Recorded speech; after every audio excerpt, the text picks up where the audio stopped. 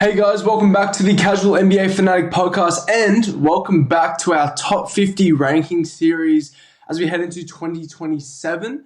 So obviously now we've gone through the first batch of guys in our first podcast. That was going through guys 50 to 46. The first five, we're going through the second five guys, and that is from number 45 to number 40 on our list. Now, obviously, we're in like the lower part of our list, but what you should be keeping why you should be keeping engaged is that we're all looking at all-star types of guys. Like, realistically, when you go through the league, there's like 40 to 50 like all-star level guys in the NBA. Like, guys like LaMelo, Zion, De'Aaron Fox, Tyler Hero, they're not on my top 50. These are all all-star caliber guys with extreme ceilings that didn't make my list. And yes, I'm a big guy that, I'm not this, role player, guy that always loves role players. Like, I do love my stars in this league. Obviously, when I go through my criteria, you'll even see why. But just to recap my first five, I had Brandon Ingram, Jalen Duren, Rudy Gobert, Damian Lillard, and Aaron Gordon. And now we're going to build upon that list with our next five guys. Again, just to quickly harp on my criteria, my criteria is based around your aggregate value on both ends of the floor. Number two, your versatility and your overall matchup dependence, how you transition from matchup to matchup, the different ways you can impact a game. Number three, just how great of a season you actually have, how much you achieved in the past 12 months of basketball. My fourth criteria point is your portability, so how you transition to different scenarios and situations, just different contexts of NBA basketball. Are you someone that actually gets more out of the actual situation that you're in? Like if you're in a winning situation, so the best case scenario might be, some people like to say Shai Gilgeous-Alexander, a big part of his success is a product of his actual surrounding situation compared to a guy like Luka Doncic, who has been more or less hard done by since he left the Mavericks. And number five is the durability argument, which is really just how often you're on the floor, but that's my fifth and least valued criteria point. But that kind of makes up my whole argument for each player. And to start off, at number 45, I've got a guy that a lot of people will be projecting a ton higher. This is a guy that in the middle of the regular season, he probably fits around this number 45 spot in terms of consensus. But after every postseason, he's a playoff riser. We always situate him higher typically. But this is number 45, and I've done that a few times, but not this offseason. I'm sitting him down in the 40s, and that is Paolo Banchero, who just came off regular season, 22 points, 8 rebounds, and 5 assists on 49% effective field goal percentage. Pretty mediocre considering all the big physical advantages he brings to the game. But like I said, a real playoff riser right now. In terms of regular season value, this guy might be in the 60 to 70 zone. But in terms of what this dude does as a playoff floor raiser, this dude's an absolute beast, and he's been that way for years. Most recently, obviously, against the Pistons, they go up 3-1, but they lose the series in 7. But this is just a battle of brute physicality, and this guy absolutely flourished. 26 points, 9 rebounds, and 6 assists. He got 11 free throw attempts a night.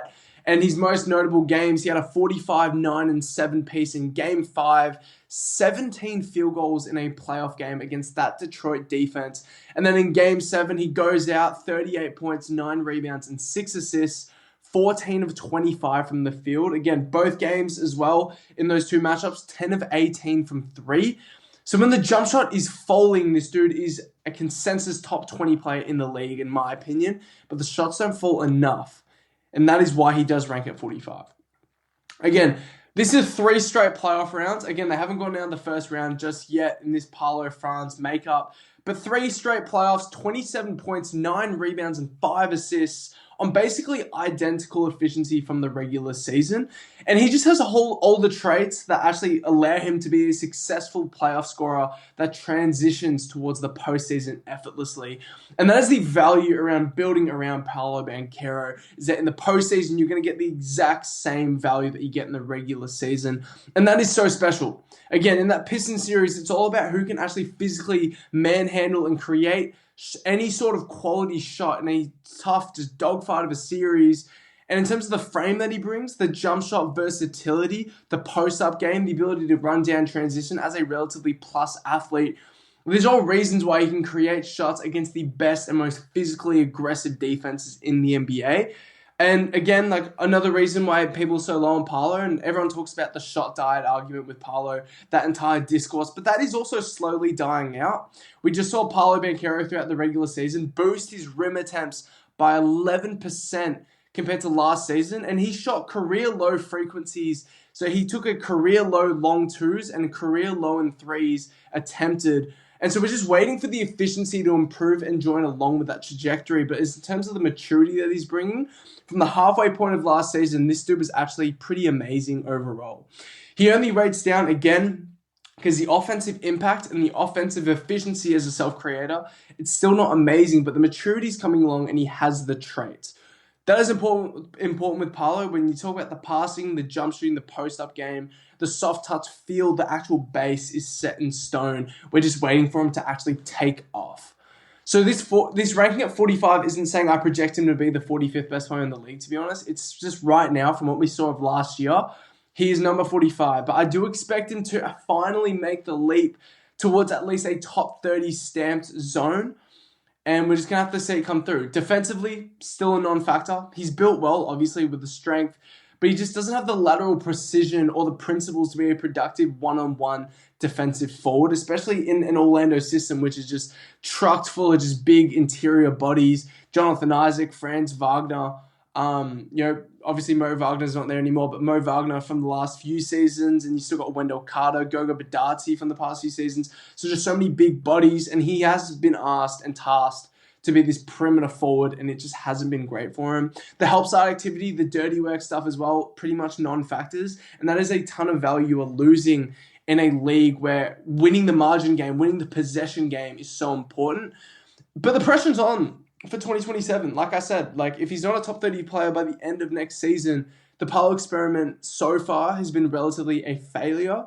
Because again, 3 first-round postseason exits, you just blew a 3-1 lead, and they haven't picked between Franz and Paolo just yet. I know Franz was amazing in 2025, and now the injuries last year stacked up, and now it looks like Paolo is the guy to go with, but it's been pretty disappointing so far. But the pressure is on for Orlando to put it together, and I think they are a sneaky top 5 to 6 seed. I mean, again, they have a physical advantage that translates to every single matchup. Desmond Baines had 1 year. Anthony Black, Tristan Da Silva look like unbelievable in terms of the progression leaps that they made. So it's going to be pretty interesting to watch Orlando play. They're not the prettiest team to watch in basketball, but again, you bring in Sean Sweeney from San Antonio. So I think the pressure is on for Paolo as the 1A and the actual foundation block for this entire rebuild. It's going to be interesting what he can actually do, but for Paolo, you got to be expecting at least like a 24, 8, and 6 year out of him. That would be something that we are actually impressed with. And for him to actually hit around the 52, 53% effective field goal percentage mark. That is what we're looking for with Paolo. The defensive stuff, we don't need to worry about that too much. It's just more the offensive maturity and the efficiency that we need to pop for him. Now, moving on to number 44. I know that was a long step, but number 44, we have Jimmy Butler. 20 points, 6 rebounds, and 5 assists on 55% effective field goal percentage. Last year, obviously, he only played 38 games because of the torn ACL, and he'll be out for a while this year too. So very disappointing, and that is why he lands at 44, is really the injury. Because Jimmy Butler, to me, is someone that would be up easily into the 30 zone, if not even knocking into that top 30 zone, if it wasn't for the injury, because the value that he brings is just completely just utterly versatile, just utterly portable, and so dependable still to translate to any postseason context. Arguably still top 5 when you go through portable guys that fit into any single context. He arguably, again, top 5 most versatile weapon in the NBA because he ticks every single box to at least a very, very decent level. And not many players in the NBA can say that. When you go through top 5 versatile players, it goes players like you might have like Tatum, LeBron, Jalen Williams from OKC, who I would have thought last year, guys like Evan Mobley. But this guy, honestly, still be knocking on the top 5 zone with what he can do on and off the ball on both ends of the floor. And again, he's about to be 37 years old, so we do have to note that. So he might not even be in the top 50 next year, most likely not. But the impact is still exceptional. Last year, this guy was a plus 12.5 points per 100 possessions, according to Cleaning the Glass, in 1,200 minutes on the floor. Plus 12.5 on off swing. That ranks in the 98th percentile of all NBA players in general. So this guy's just absolutely terrific with how he just impacts the game overall as an athlete in terms of the instincts and the maturity that he still brings to the game and just the overall just skill set. Again, as an on-ball scorer, we're talking about one of the elite foul drawers in the NBA. Guy that brings superb counters, superb footwork, superb ball fakes, the pivot game. It's absolutely elite. Still superbly built as a physical athlete as well. He's absolutely jacked, that frame. And then also just the instincts as a downhill hunter, whether it's cutting off rolls. But this guy's absolutely, whether it's in transition, but this dude just gets to the rim in such a methodical way. And he understands how to use his athletic and physical traits in a very methodical manner to keep hunting downhill. And that is what is so sustainable about this dude's game. This guy makes 70% of his looks at the rim at basically a guy about to be 37, 46% in that short mid-range section, and just so productive as an ISO and pick and roll initiator still to this day. And that's just the on-ball stuff. The Warriors last year, we're talking about a team that was 23-15 with this dude on the floor. So with Jimmy basically last year, the Warriors had a 61% win rate. A 50 win pace that is, and that would have been good enough to just avoid the play-in and be a top 6 seed in the West. That is if this dude played the entire season, because he is just that nice of a compliment for Steph Curry. Fuck what everyone thinks about the age and the injury. I still got Jimmy Butler here at 44. He's still highly productive and versatile. So that's my argument for 44 for Jimmy Butler. Moving on. Number 43, more of an exciting talent. Steph Castle from the Spurs. Last year, 17 points, 5 rebounds, and 7 assists on 52% effective field goal percentage. And in the playoffs, he revved that to 18, 5, and 6 on identical efficiency. And legitimately, one of the best first playoff runs that you'll find in the NBA period. And he's going under the radar because he plays with Dylan Harper, who, again, as a rookie, had an exceptional season. But this dude is 21 years old. He's only 2 seasons in, and that was his first playoff run as the highest usage guard on a finals team with the most expectations with him and Fox compared to what Dylan Harper was dealing with. Like, this dude is a two-way weapon already. He's got all the athletic and all the physical perks all over the floor. Again, ridiculous isolation, defensive athleticism. Like when you talk about what he can do locking up some of the best guards on the planet, this dude is up there as one of the apex athletes going around. Again, with Castle and with most guys, and we most notably saw it with the Spurs, whether it was Devin Vassell, Champagnie, Dylan Harper, and now obviously Steph Castle. Just the hardworking bulldog guard, that specific archetype is so valuable in the modern NBA. Obviously, you need skill, you need maturity, you need experience. But if you actually win your team more possessions defensively, rebounding in transition, like whatever it is, that is so valuable to your team actually pushing a finals team because, again, you're going to have your superstars on the team, but you need to have guys that can complement them and actually give them more possessions to create. Steph Castle is one of those guys, but he provides you more as well in terms of the on-ball perks. And again, in terms of that bulldog archetype, like we're looking at guys like Dylan Harper, Luguentz Dort, Casey Wallace, Jalen Williams, Alex Caruso, like Andrew Nembhard, Aaron Nesmith.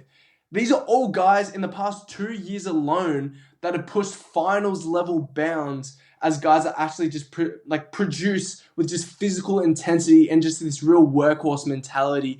And it is so valuable, and I value it so much as well. But none of those guys, except for Big J-Dub and Dylan Harper, have been able to provide the same on-ball value that Steph Castle has been able to provide for the Spurs over the past year. Again, when we talk about that workhorse mentality, it's about the rebounding, the cutting, the putback crashing value, the constant energy and the rim pressure, and just the intensifying second effort plays on the margins.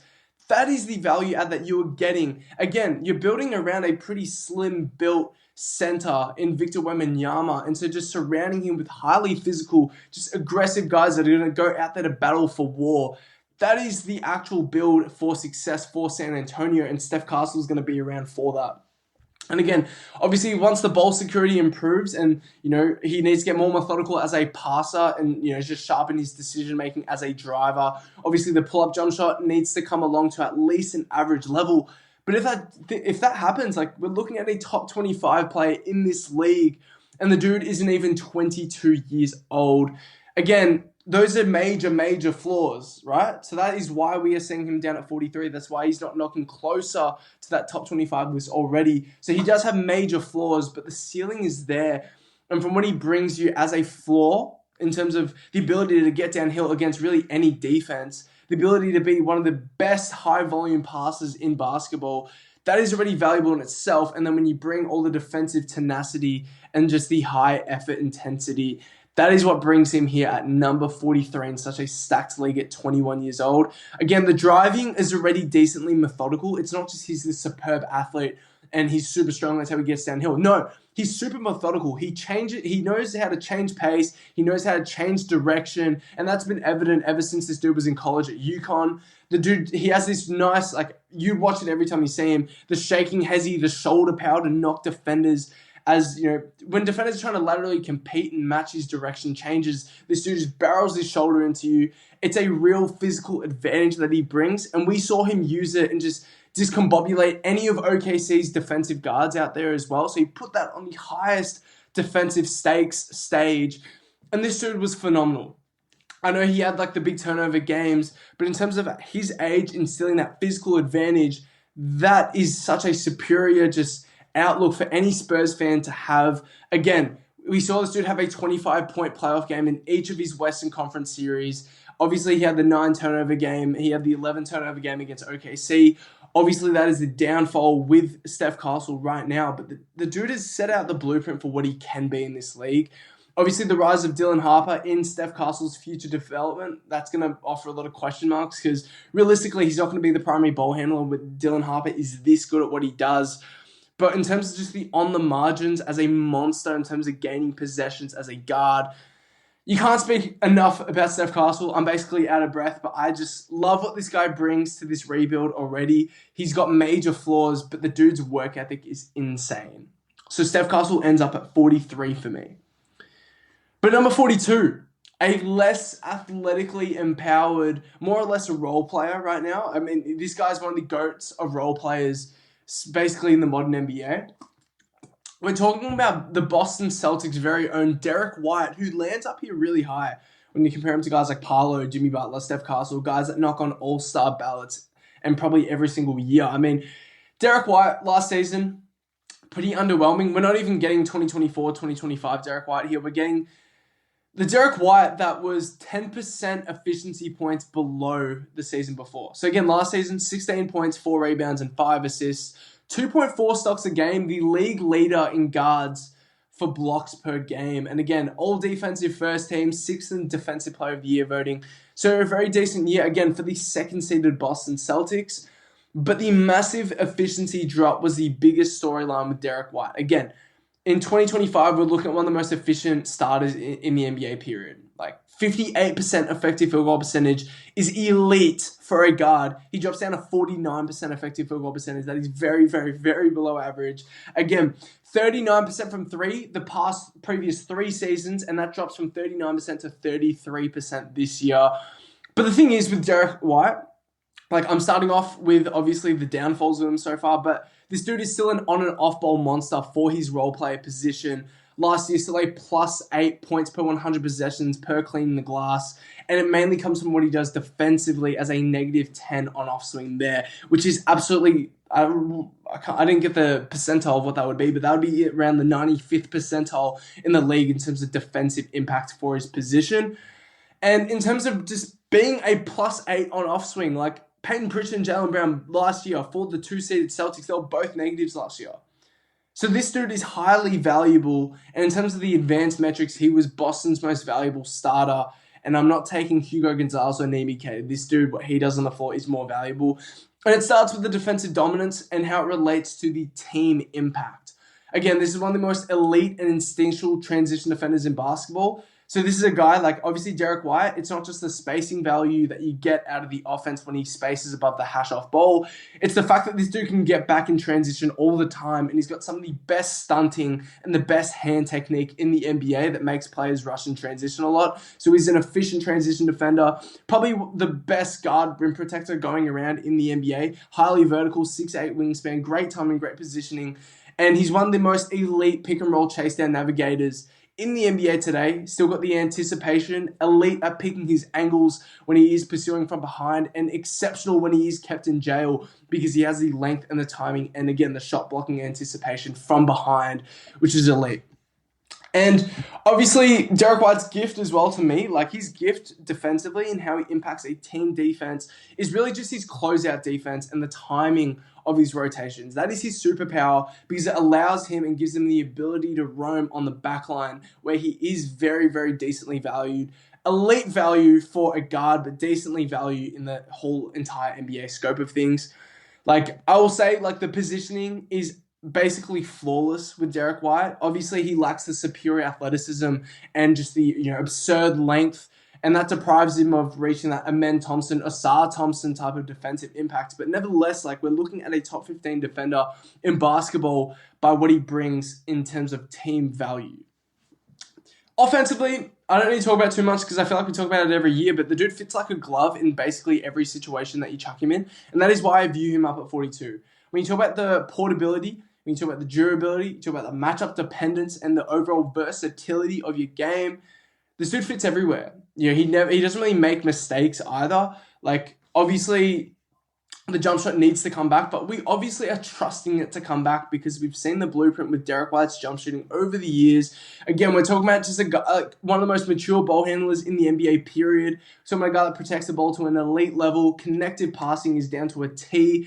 The DHO and the pick and roll value because this dude is an actual legitimate pull-up jump shooter who can get downhill as well. A very smart passer, making pocket reads. A guy who's one of the most valuable flarers out of any 2 or 3 man action. Like, this dude fits into any offense. And in terms of Joe Mazzulla's offense and Joe Mazzulla's defense, this guy is absolutely superb. And I know the jump shooting, again, wasn't great last year, but you just expect it to come back. In a vacuum, I just think Derek White brings you at least around that top 40 value in the NBA. I got him at 42. Moving on to number 41, though, just because I know we've been going pretty lengthy on each guy. But number 41, to end our list today, we have Trae Young. And this guy would have been around 24, 25, I want to say, last year. But he's down at 41, and the dude barely played last year. 18 points, 8 assists on 53% effective field goal percentage in only 15 games. Point is, let's quickly ignore last season for 1 second. And I know that's unfair here, but let's just ignore it for 1 second. 2025, this guy gave you 24 points and 12 assists a game, league-leading 12 assists a game, 49% effective field goal percentage, obviously 4.7 turnovers a game. But this dude was an all-star on at least the 8th seed in the regular season for the Hawks, so he leads mediocre teams considering how much usage he actually has. But the dude's production volume is elite. And back to now, like, when you sum up Trae Young in one sentence, he's a super productive offensive player who is just an absolutely awful defender. That is one sentence to describe Trae Young, and it is why he lands here at number 41 in terms of why he is at 41 above all these other All-Stars, but then also why he is all the way down at 41 too. When we stretch out that statement, though, Trae is more or less a one-dimensional offensive player, but he's a super high-volume playmaker. And there is value and a luxury for a team to lean on that. Like, you don't need to give him too many resources. The dude will manufacture, in terms of guys in the league that can manufacture, just in terms of the volume of, quality shots they can manufacture, Trae Young might still be top 5 in the NBA. Again, we talked about 24 points and 12 assists a game. He creates and he manufactures enough shots to stabilize at least an average team offense. And that is when you just surround him with pretty average offensive personnel. And that is pretty amazing. He's a top 5 passer in the NBA to me. He's still one of the most dependable pick and roll spammers, one of the most dependable mismatch attacking guards. Again, he's got the pull-up game, he's got the floater game, he's got the speed threat as well downhill. He's a brilliant pocket passer as well, one of the best that we've seen in the past few decades. And again, as a drive and feed passer with that speed advantage, getting downhill and attacking these slight crevices with his small frame, this dude is unbelievable at generating just high volume passes for a team. And that's why the offense is great. Obviously, the defense is terrifyingly bad. He gets relentlessly targeted and he provides no value. Obviously, defensively, we know this dude is one of the worst in the NBA. It's not even because he doesn't try. He just can't. He just can't defend. But the thing is, we don't need to harp on the defense every year.